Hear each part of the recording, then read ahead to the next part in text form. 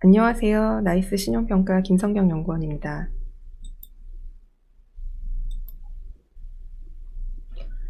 나이스 신용평가는 2019년 3월 18일 인도네시아 정부의 외화 정부 신용 등급을 BBB- 포지티브에서 BBB 스테이블로, 국내 통화 정부 신용 등급을 BBB 포지티브에서 BBB 플러스 스테이블로 상향 조정하였습니다. 이번 등급 상향은 양호한 경제 성장과 투자 환경 개선이 지속되고 있는 점과 인플레이션 변동성이 감소하면서 거시경제 안정성이 개선된 점을 반영한 것입니다. 나이스 신용평가는 2년 전인 2017년 3월 인도네시아 정부 신용등급 전망을 스테이블에서 포지티브로 변경한 바 있습니다.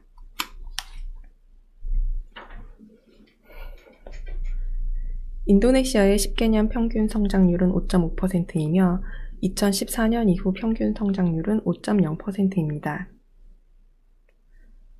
과거 10년간 가장 낮은 성장률은 세계금융위기 시기였던 2009년의 4.6%였습니다.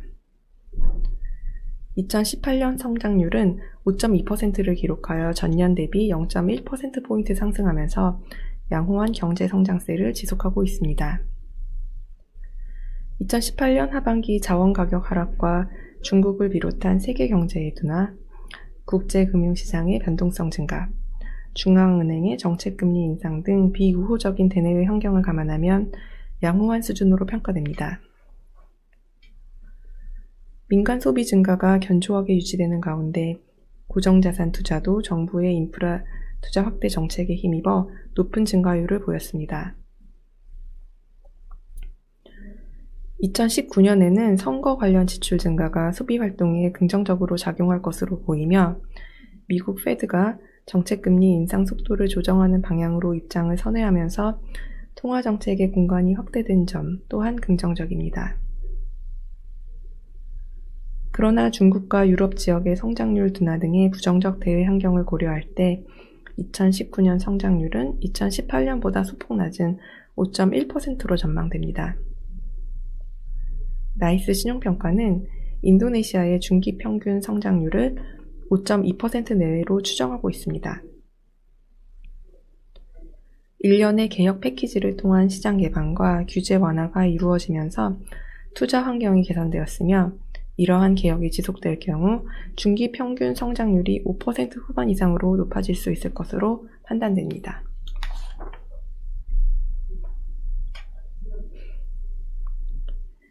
(2014년) 말에서 2015년 초에 걸친 유류 보조금 개혁 이후 인플레이션 변동성이 낮아졌으며 2015년 하반기 이후 물가 상승률은 목표 밴드 안에 머무르고 있습니다.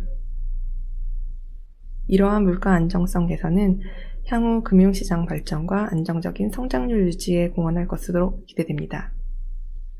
중앙은행의 통화정책은 인플레이션과 금융시장의 안정성을 중시하는 적절한 방향으로 설정되어 있습니다. 2008년 세계금융위기와 2013년 테이퍼 텐트럼 이후 국제금융시장의 반복적인 변동성 증가 속에서도 외환시장 및 금융시장 안정성이 비교적 잘 유지되고 있습니다. 2018년 하반기 이후 미국 페드의 정책금리 인상 기조와 미중 무역 분쟁 등으로 인도네시아 외환시장의 변동성이 높아졌으나 정책당국은 175bp의 정책금리 인상을 포함한 적절한 대응으로 경제에 미치는 영향을 완화하였으며 2018년 12월 이후 외환시장은 점차 안정을 찾아가고 있습니다. 인도네시아 은행 부문의 안정성은 양호하게 관리되고 있습니다. 다만 은행 부문 대출 규모가 GDP 대비 40% 수준에 불과하며 자본시장 규모도 크지 않다는 점은 중기 성장률 개선의 장애 요인입니다. 금융 부문의 규모 및 효율성 측면에서의 개선을 위한 지속적인 개혁이 필요합니다.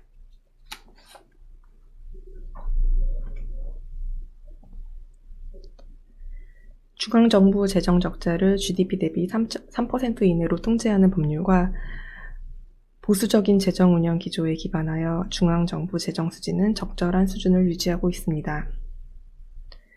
2018년에 GDP 대비 중앙정부 재정 적자는 1.76% 수준이었으며 정부는 2019년 적자 목표를 GDP 대비 1.84%로 설정하고 있습니다.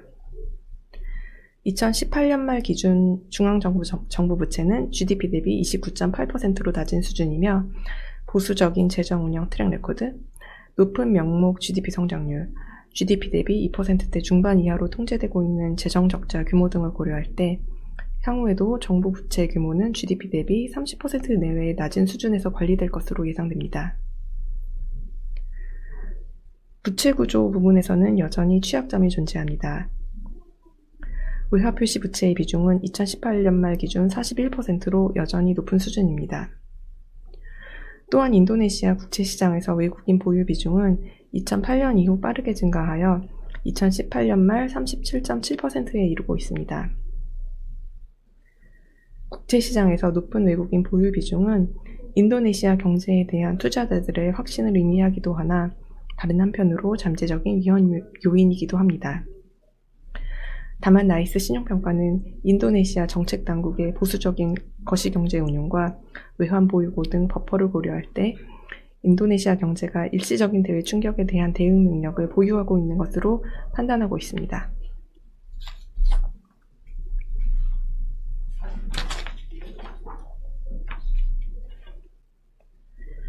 경상수지는 2011년 이전까지 대체로 균형 내지는 소폭의 흑자 기조를 유지했으나 2012년부터 적자로 전환되었습니다. 특히 2018년에는 인프라 투자 증가에 따른 자본재 수입 증가와 에너지 수입 증가에 따라 GDP 대비 경상수지 적자 비율이 3.0%로 확대되었습니다. 2019년의 경우 국제 유가 하향 안정화, 대미 환율 안정화에 따른 US 달러 표시 GDP 규모 증가로 GDP 대비 경상수지 적자 비율이 2.7% 내외로 다소 개선될 것으로 전망됩니다. 다만 소득 개선에 따른 에너지 수요 증가가 경상수지 관리의 부담 요인으로 작용하고 있어 적절한 에너지 정책을 통해 국내 에너지 수요 증가율을 관리하는 것이 필요합니다. GDP 대비 대외 채무 비율은 2018년 말 기준 약 36.2% 수준으로 높지 않지만 GDP 대비 순대외 금융자산이 2018년 9월 말 기준 마이너스 28.5%를 기록하고 있으며 국내 정부 채권 시장의 높은 외국인 투자 비중 등을 고려할 때 금융시장의 대외 의존도는 다소 높은 것으로 판단됩니다. 2018년 말 기준 외환보유고는 1,207억 달러로 대외 부채 대비 32.0%, 단기 대외 부채 대비 233.6% 수준입니다. IMF 외환보유고 적정성 지표는 2018년 기준 115%로 IMF 권고 수준인 100%에서 150% 사이를 충족하고 있으며 다수의 국가 및 국제기구와의 커런시 스왑 계약도 외화 유동성 부문에서 추가적인 버퍼를 제공하고 있습니다. 그러나 1차 상품 위주의 수출 구조, 경상수지 적자 기조, 순대외 자산 포지션 등을 감안할 때 전반적인 외화 유동성은 아직 취약하며 이로 인해 금융시장이 대외 충격에 대해 여전히 민감하게 반응하고 있습니다. 다만 2008년 이후 반복적인 금융시장 경색 상황에서도 실제 포트폴리오 외국인 자금 유출액은 크지 않습니다.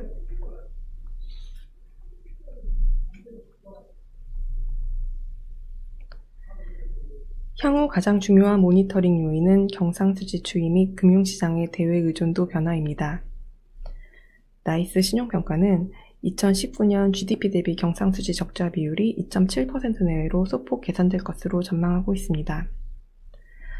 그러나 인프라 투자 증가에 따른 자본재 수입 증가 규모가 예상보다 크거나 국제 유가 변동에 따라 오일앤가스 부분의 적자 규모가 증가할 경우 GDP 대비 경상수지 적자 비율이 예상 대비 저하될 가능성이 존재합니다.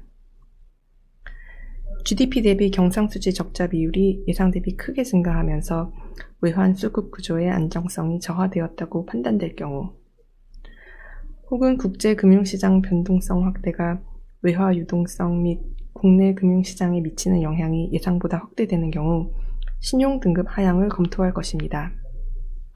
이와 더불어 나이스 신용평가의 예상과 달리 인플레이션의 변동성이 다시 높아지는 경우도 신용등급에 부정적입니다.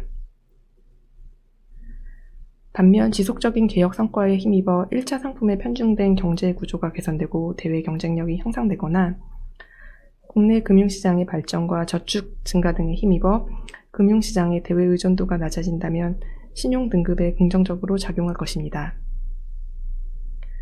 이상으로 준비한 발표를 마치겠습니다.